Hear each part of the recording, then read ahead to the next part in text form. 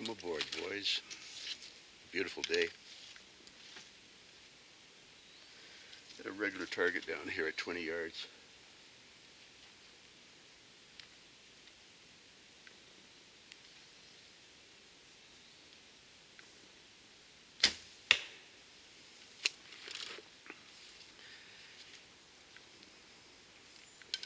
Relaxing those right hand fingers, extremely important.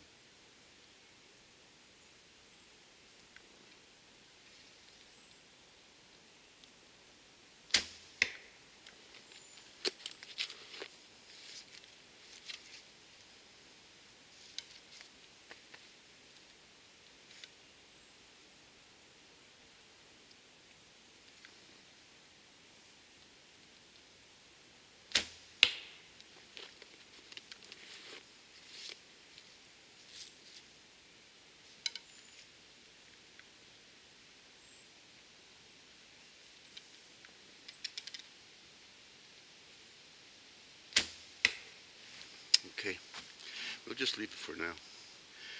No, I was told by John Jacob that he would like to see a proper push-pull, that I hold my arm out and only use my right arm. Well, John, that's true. You see, that's my style. I pretend that there's a pole in front of me and I'm holding the pole and I'm pulling against the pole. My arm is out there. Now, you know, we always hear how Howard Hill bent his elbow and don't use a straight arm and keep your elbow bent and all this. Well, if you go and take a look at Howard Hill's old movies, his arm is straight. Yes, it's not like that straight, but it's held out there. And he puts pressure on the bow when it's down here so that it comes up straight. You know, people say, oh, he used to raise his bow straight. Yeah, because there's pressure on the bow, and it will come up straight. Okay? Anyhow, by holding your arm up like this, you get bone-to-bone contact. And if you push your arm forward, you feel that muscle moving all the time. You'll hurt your arm after a while if you keep doing that. It's much harder on the arm. This is consistent. Now listen, I've told you this before. When you hold, if you're pushing against pressure, your arm will stop there, or sometimes it may stop there, or sometimes it may stop out there. It's not consistent. If you have a consistent anchor, it has to be a consistent push. The best way to do it is to simply put it out there. It goes there naturally. It goes there naturally. This is not natural. Against pressure. Straight. That's as close as we're getting to a clicker. Okay? So that's another thing. The truth is, though, that when I draw and I get it back here, I relax my fingers. And when I do, that arrow always moves a little bit. You know, the target is there, relax the fingers, and it will move a little bit. I'll just put it back on and hit the target. But if I don't relax those fingers so that arrow moves, I'll miss down there by a little bit. It's a big deal. Get the tension out of these fingers, okay? Anyhow, that's enough talking for now, but you know, if you do that kind of stuff, you'll get some hits. So I'm just warming up on this target. You know, got some hits. Now, let's go shoot some 3D. Back in a minute. Okay, guys. See, we have a little deer down here at 18 yards. That's a nice short hunting distance.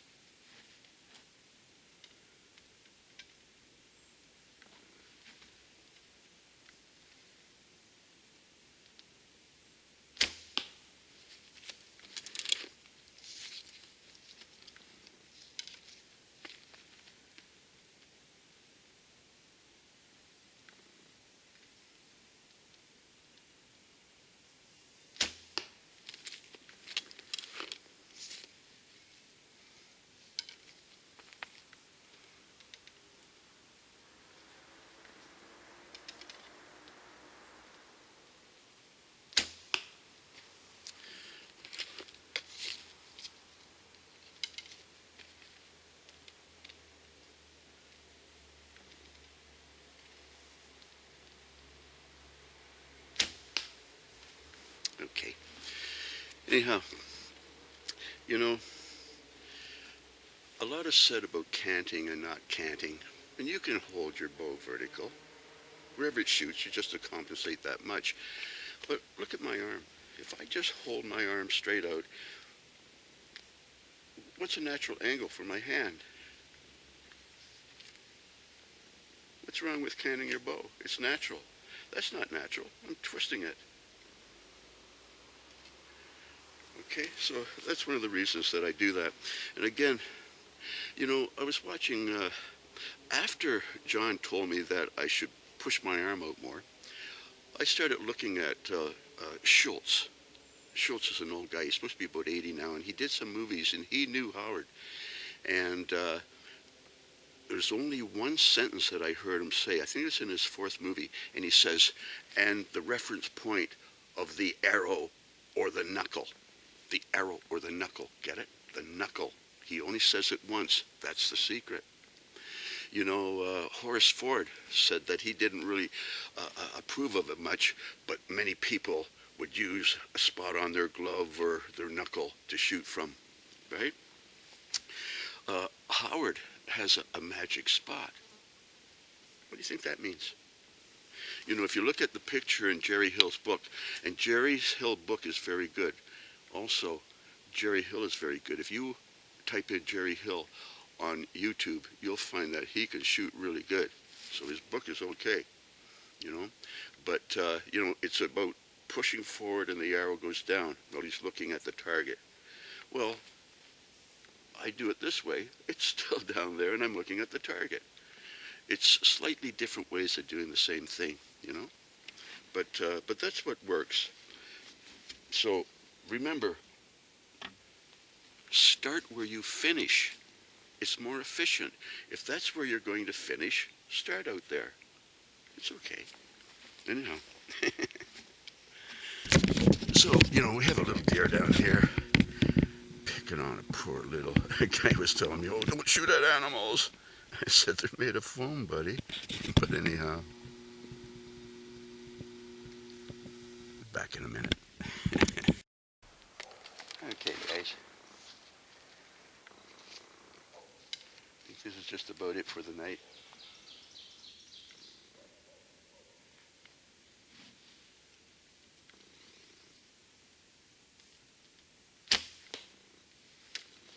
That's good enough. I'm getting tired. Yeah. Anyhow, something that I want you to realize is why I shoot off the left side of my bow. There's a lot of talk these days about shooting off the right side, and of course you can shoot off the right side. But when you're shooting off the right side, the bow is kind of in your way.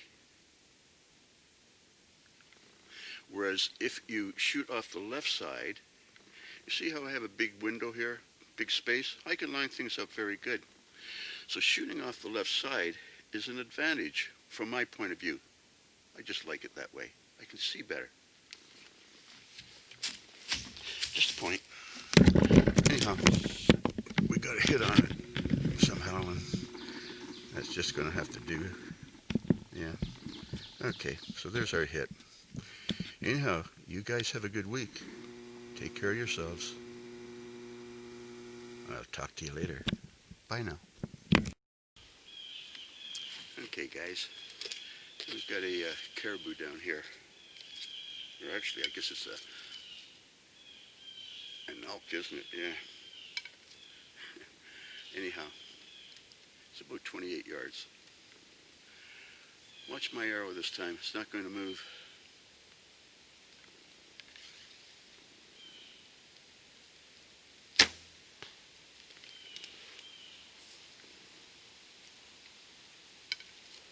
I'm just relaxing my fingers. I'm not allowing the arrow to go off.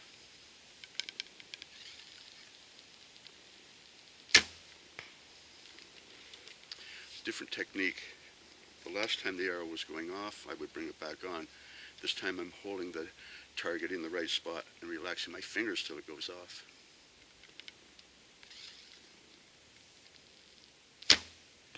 Okay?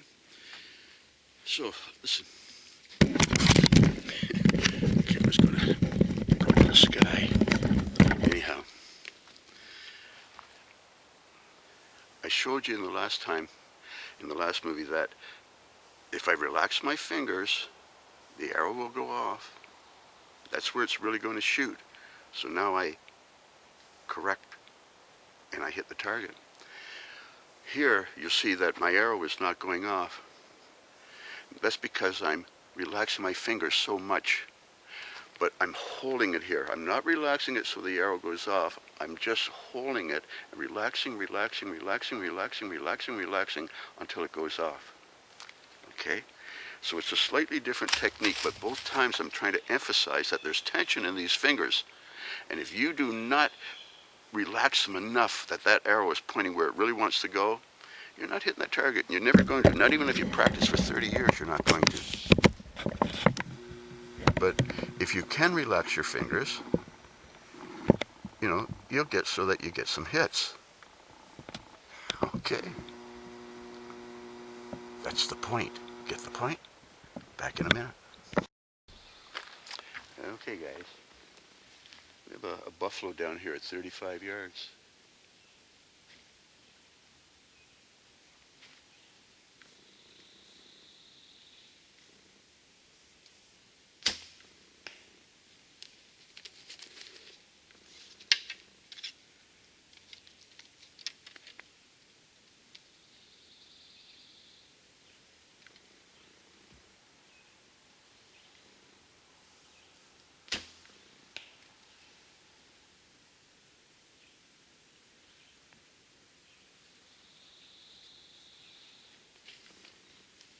I don't think I believe that.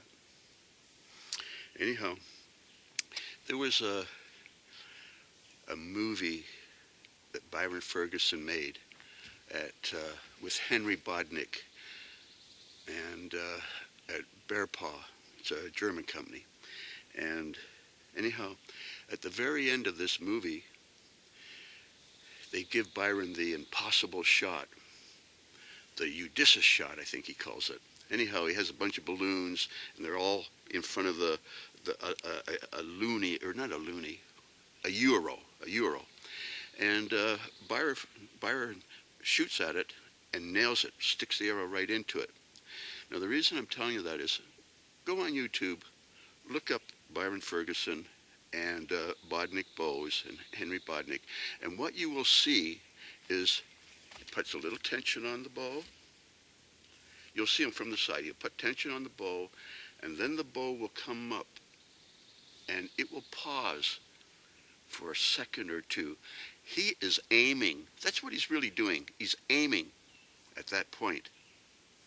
And then from here, he draws.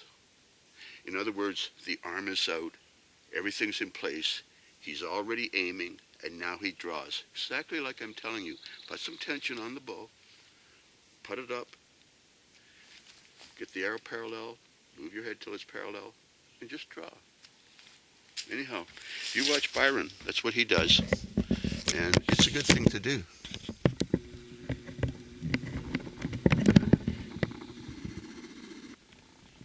Yep. Two right in the same spot. I just had to leave that, what the hell. You know? Anyhow, if you do these things, you will get some hits. Back in a minute. Well, guys, it's around almost 8 o'clock. It's not dark. So I'm going to have a little snack. This will be my supper.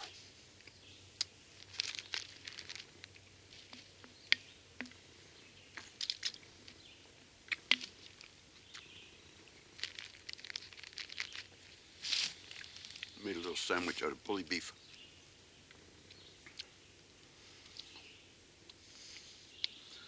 You know, in the Army, sometimes you get bully beef. Tell you a little story.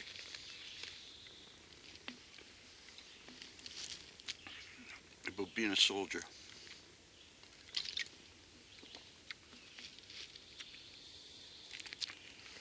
A soldier for 1,000 years. It's always the same. Anyhow, something that I learned, because I studied battles. I've read many books on tactics and strategy and the ways to win a war and the ways to lose a war. A small thing that I noticed was that the majority of battles that get won are when the troops have been fed before the battle.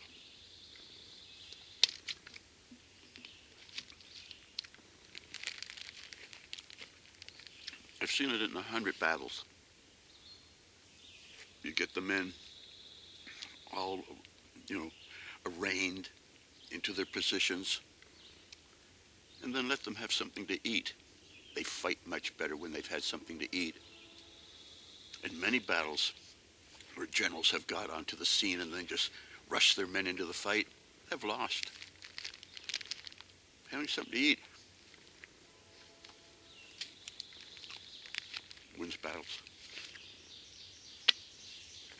And battles win wars.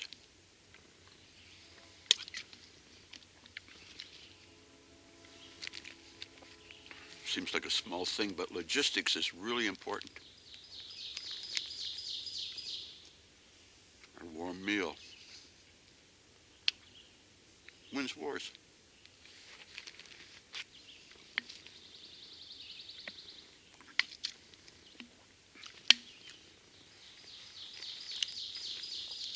Always feed your men before you fight.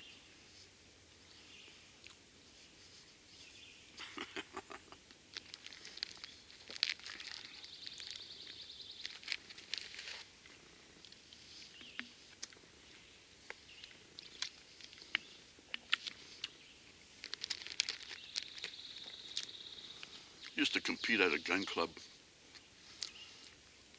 For 23 years I did it. This bully beef sandwich reminds me of another story I can tell you. So there was this guy up at the club. His name was Brian Kirky. He once became the president of the club. I never really liked Brian. He was a cheat. One time, one of my bullets was really close to the line, and he's going, "Oh, look, it's hit the line, it's hit the line." And the RO goes, "No, it's not." He was lying. He was cheating. Something you'll find if you get good at anything in life, people will cheat you. If they can't beat you, they will cheat you. It's disgusting, but anyhow, that's the way they are. Anyhow, here's the story. So we're out at the club this day, we're competing, and I saw Brian sitting on this chair, and I had a sandwich like this. So I went over to Brian and I said, "Hey, Brian, I've got a bully beef sandwich here. You know what that means?" He looks at me and he says, "What?" I said, "It means I'm a bully." He got all rattled. I beat him that day. Gotta have a sense of humor.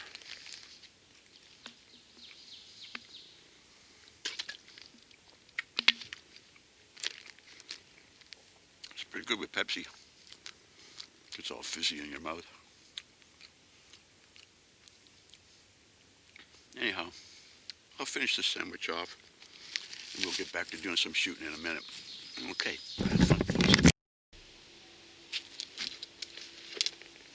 Okay, guys. We have a really well camouflaged target down here.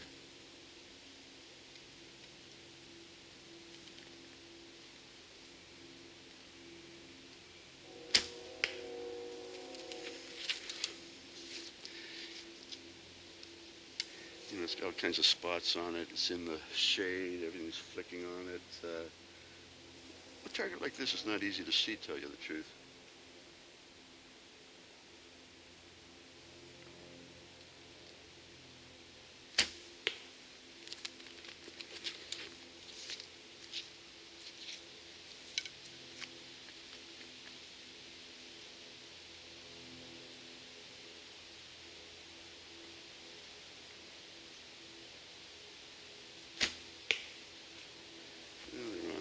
Someplace on there. I think that last one might be a little bit forward, but anyhow,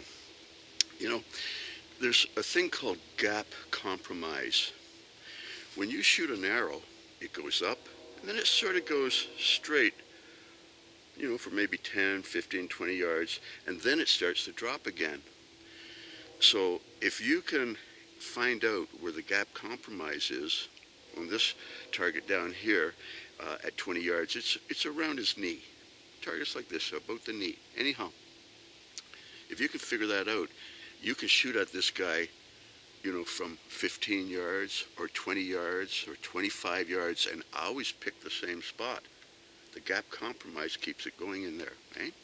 So anyhow, that's one of the things. And another thing is, I've told you this before, go out to the club, get a little piece of paper, go to every target, and find out where the gap is at 20 yards. Is it on his knee? Is it on his belly? Is it on his foot? And when you're out in the woods after that, if you come across a target like this, you go, oh, well, it's around his knee. Okay? So that's what you got to do. Little things like that. But, yeah, this guy is kind of camouflaged in a way. Anyhow, there's our hits. Okay. Back in a minute.